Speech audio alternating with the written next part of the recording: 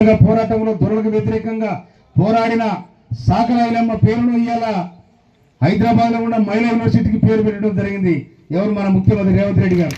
అందరి తప్పని కొట్టారు కనుక మన ముఖ్యమంత్రి గారు ఈ పేదల పట్ల బీదల పట్ల ఇంకొక మాట, గత ప్రభుత్వం 2008 నుండి ఎవరున్నా కూడా ఎవరి విద్యార్థులు అర్ధాకర్తలు పడిస్తుంటే కూడా ఎవరు పట్టించుకోలే.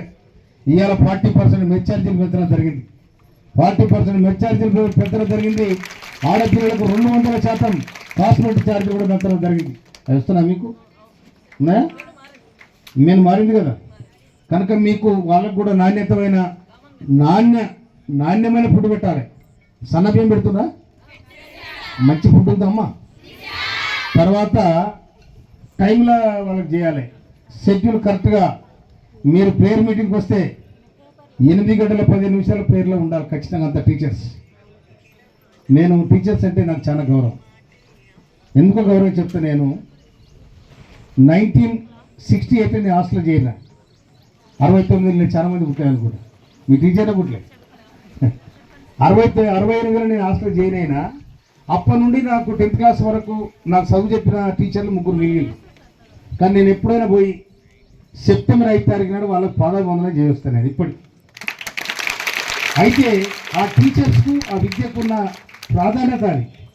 అందులో వల్ల టీచర్లు ఏమైనా పొరపాటు చేస్తే కూడా చాలా బాధపడతాను. ఎవరు ఏ ఎంప్లాయీ పొరపాటు చేసినా బాధపడను. టీచర్లు కనుక పొరపాటు చేస్తే నేను చాలా బాధపడతాను. ఎందుకంటే మీరే కరెక్ట్ లేకపోతే ఈ వ్యవస్థ కరెక్ట్ ఉండదు. అందుకోసమనే మీకు చాలా బాధ్యత ఉంది. ఈ బాధ్యత నెరవేర్చాల్సిన అవకాశం మీకు వచ్చింది. ఆ పిల్లలకు చదువు చెప్పే అవకాశం, తర్వాత దేవుని దయ వల్ల మీరు చదువుకున్న చదువుకు ఇవాళ రేవంత్ రెడ్డి గారు ఎంత ప్రాధాన్యత ఇస్తున్నారో మీరు చూడండి. ఇక అందుకోసం ఇప్పుడు ఎంఈఓ గారు చెప్పారు, మొత్తము 2008లో డిఎస్సి జరిగినప్పుడు వాళ్ళు ఏజ్ కూడా బారైంది, అయినా కూడా దాన్ని సడలించి వాళ్ళకు కూడా ఎంప్లాయ్మెంట్ కల్పించాం. అంత గొప్ప సంకల్పం ఉన్న ముఖ్యమంత్రి మన ముఖ్యమంత్రి రేవంత్ రెడ్డి. ఈ శాఖ కూడా వారి దగ్గరనే ఉంది కనుక మీరు డి గారు తప్పకుండా ఇక్కడ ఏమేమి ఉండాలో అన్నీ కూడా మీరు ఇమ్మీడియట్గా ఎస్టిమేషన్ చేసి మనము ఎంత తొందరగా చేస్తే అంత మంచిగా ఉంటుంది.